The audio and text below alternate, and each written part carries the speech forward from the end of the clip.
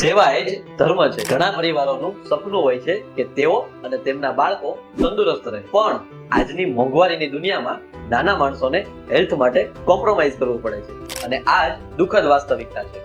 પણ આ જ વાસ્તવિકતાને બદલવા માટે લાઈફ પ્લસ લેબોરેટરીએ સંકલ્પ લીધો છે મિશન આવાસ સેહત સેતુ.